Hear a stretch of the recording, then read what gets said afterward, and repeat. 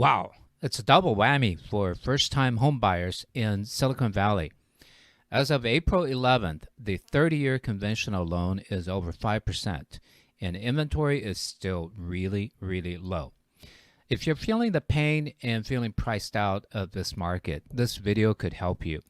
I will list out 7 options that could expand your thinking and help make homeownership a reachable goal in 2022. Most first-time homebuyers are feeling the pain, feel like they are priced out. If that's you, this video is for you. First, a quick market update. As of today, April 16th, according to Redfin data for the nation, the median home sale price was up 17% year over year to a record high of $389,000. The median asking price of newly listed home increased 14% year over year to $397,000. The monthly mortgage payment on the median asking price home rose to a record high of $2,288 at the current 5% mortgage rate. This was up 35% from a year earlier when mortgage rates were at 3.04%. Pending home sales were up 1% year over year. New listings of homes for sale were down 7% from a year earlier, the 21st straight annual decline. Active listings, the number of homes listed for sale at any point during the period, fell 23% year over year. 58% of homes that went under contract had an accepted offer within the first 2 weeks on the market, an all-time high. This was up from the 55%. Again, higher rates makes borrowing more expensive, while lower inventory makes home more expensive also. What are your options if you don't want to give up completely?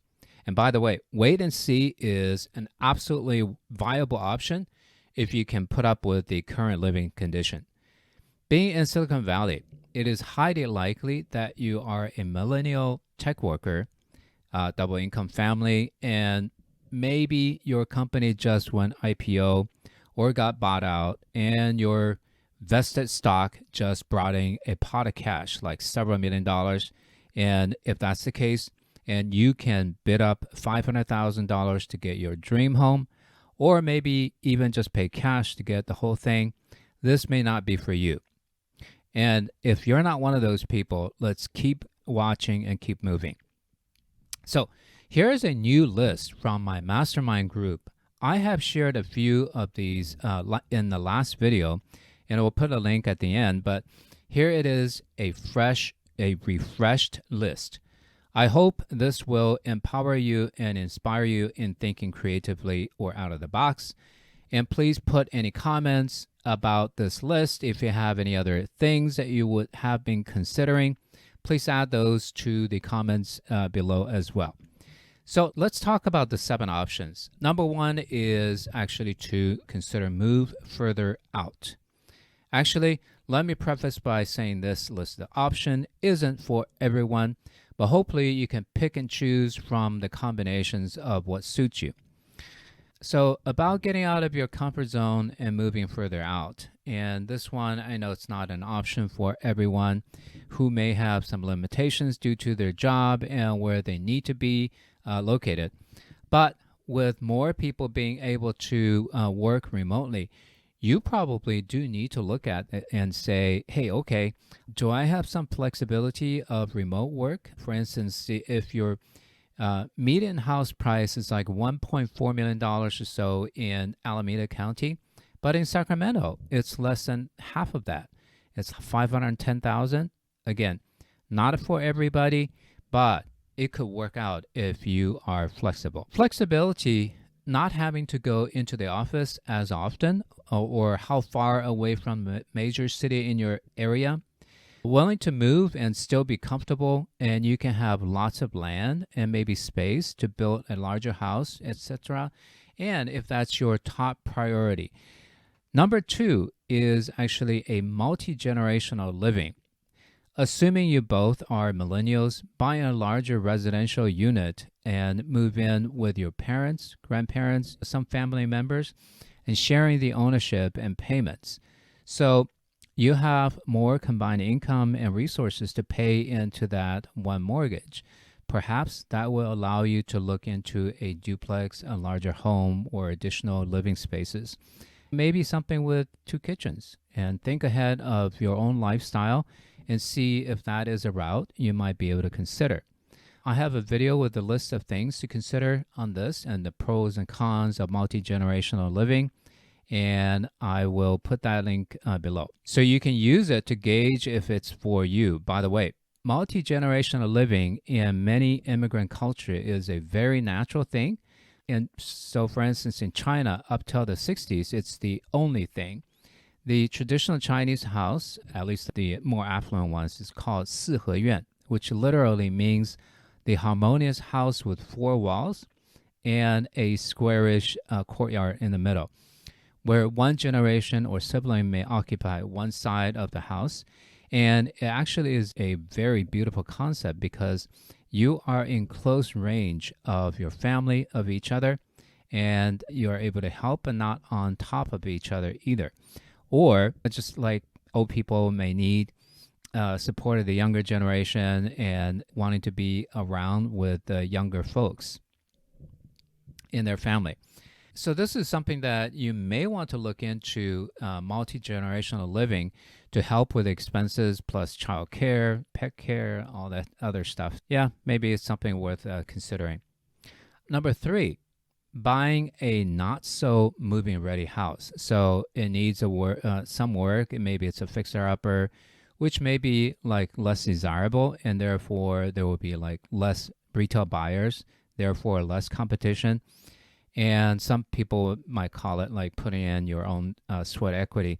These homes would just need a little bit of updating and put some remodeling, some appliance in there.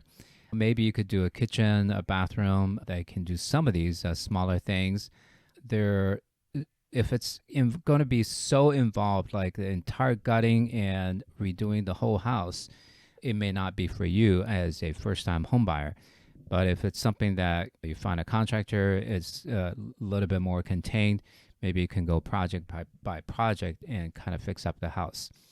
So that could be one of the good consideration to have less competition and still get your money where it needs to be. Number 4, look at where you are currently renting and see if there is an option for you to buy where you're currently renting. It could be a house, townhouse, or condo. If you are renting from a private owner, you may want to reach out to them and say, hey, are you interested in selling, and see what happens, because they may be thinking of selling and they may not have known or thought about you being the one that have the means or the interest in buying it. So at least reach out to see, and if you are, the homeowner is interested in selling their property, maybe you can help them avoid going on the market. Maybe you can structure a seller financing and get into a good deal. Maybe you can get a good price and you're already there, and that could be a win-win. So you can avoid getting into a multiple offer situation and save the landlord the headache of going through prepping for a sale.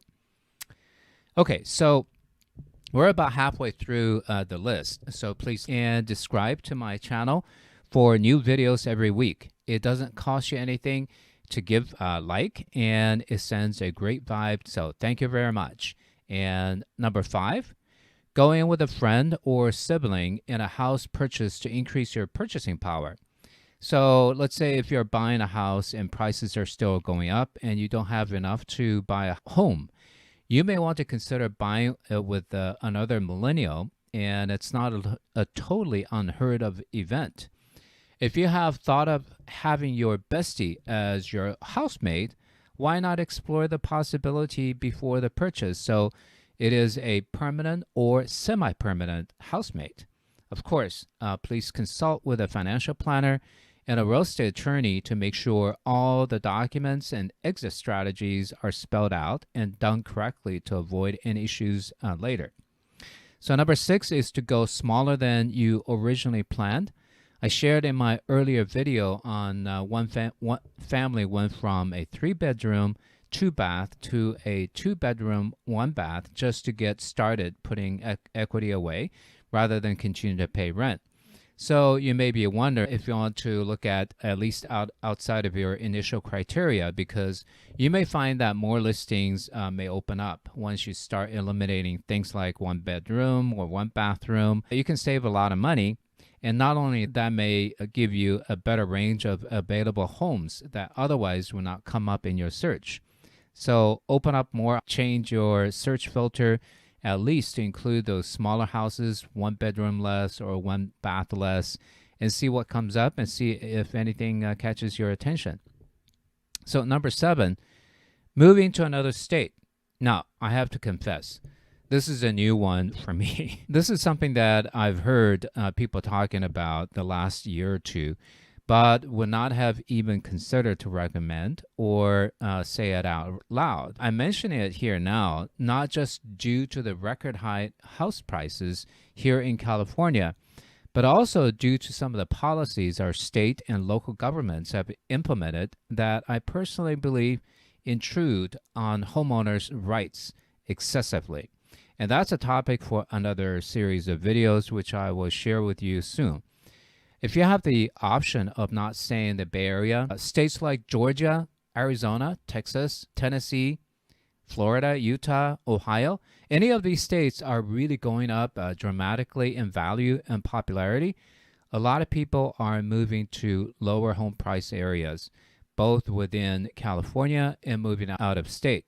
So I want you to look at moving to another state. As I am an immigrant tech worker here in Silicon Valley, all my life. I came to California during high school, went to San Jose State U, and never left because I love this culture, the weather, and the fact that there's so much diversity. However, house prices have gone up so much in comparison to all other areas in the country.